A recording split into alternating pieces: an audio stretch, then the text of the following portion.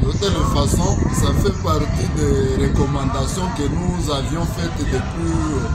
beaucoup de temps quand elle venait d'ailleurs d'être nommée. Nous, on avait dit qu'en réalité, au vu des crises, non seulement sur le plan économique, mais pour nous, ce qui nous concerne beaucoup plus sur le plan sécurité, nous avions recommandé que la première ministre ne devait pas être inamovible à Kinshasa, elle devrait être mobile partout en RDC, elle ne doit pas être voyageur dans les pays étrangers, mais elle devait chaque fois être au pays, comme le président de la République, lui en tant que le diplomate numéro 1, il doit jouer de la politique de l'extérieur du pays, mais elle en tant que chef de gouvernement,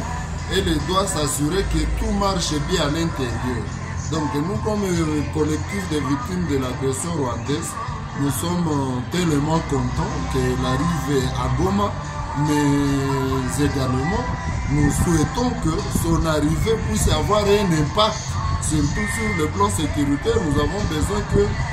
dans sa délégation, on souhaiterait qu'il y ait même un VP en charge de la défense nationale afin qu'il puisse palper par ses propres mains la situation de ce qui se passe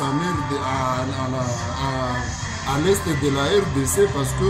vous êtes sans ignorer que les zones, les territoires congolais a une partie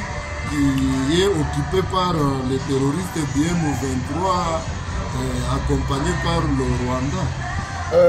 Donc sa première visite officielle depuis sa nomination à l'est de la RDC, une lueur d'espoir pour la pacification de la partie est. En tout cas, nous pensons que en tant qu'une autorité chef de gouvernement, je ne pense pas qu'elle vient ici pour s'amuser. Je pense qu'elle vient ici pour qu'elle puisse savoir comment les choses sont en train de se dérouler afin que la sécurité puisse revenir. Nous avons besoin que ces incirconcis soient boutés hors l'état de nuit afin que tous ces déplacés qui sont aux alentours de Goma, même en ville de Goma, il y a ceux qui sont dans les familles d'accueil, ils doivent rentrer chez eux. Ils doivent rentrer chez eux après que la paix soit revenue. Alors pendant ce temps, elle est en train de venir ici à l'est du pays, quelques jours après que le président rwandais Paul Kagame puisse déclarer qu'il est prêt à affronter, à livrer la guerre contre la République démocratique du Congo. Vous, comme victime de l'agression rwandaise, quelle proposition donneriez-vous au Premier ministre? Bon, en fait, il faut dire que le président rwandais, quand on l'avait écouté lors de l'interview qu'il avait accordée à la France 24, nous l'avions entendu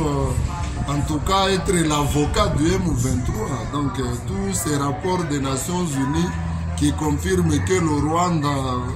est en train d'aider le M23 en hommes et en munitions. D'ailleurs, l'ONU encore a publié qu'il y a eu 4000 hommes de RDF qui sont arrivés encore sur le sol congolais. Nous connaissons que Kagame, c'est quelqu'un qui est presque finissant. Alors, en tant que finissant, soit par la mort ou soit par l'emprisonnement, il ne peut qu'aujourd'hui faire les derniers sketchs. Donc, dire qu'il veut faire la guerre contre la RDC, il va faire la guerre contre la RDC combien de fois alors que ces hommes occupent encore certains terrains, certaines zones de la RDC. La guerre, lui en parlant de cela, il connaissait qu'il a déjà commencé la guerre. Vous connaissez que lui en tant que consommateur de sang, non seulement des Congolais, même aussi des Rwandais qui ne parlent pas, qui ne sont pas dans sa même vision. Donc vous comprenez que lui, le gouvernement congolais devrait prendre cette question au sérieux. Non seulement tout faire pour que ces aventuriers puissent sortir de chez nous, mais aussi développer beaucoup plus de mécanismes qui vont faire à ce que chez nous, nous soyons dans une paix durable. Non, mais je l'ai toujours dit, comme beaucoup de gens le disent, il faut que le Rwanda soit une des provinces de la RDC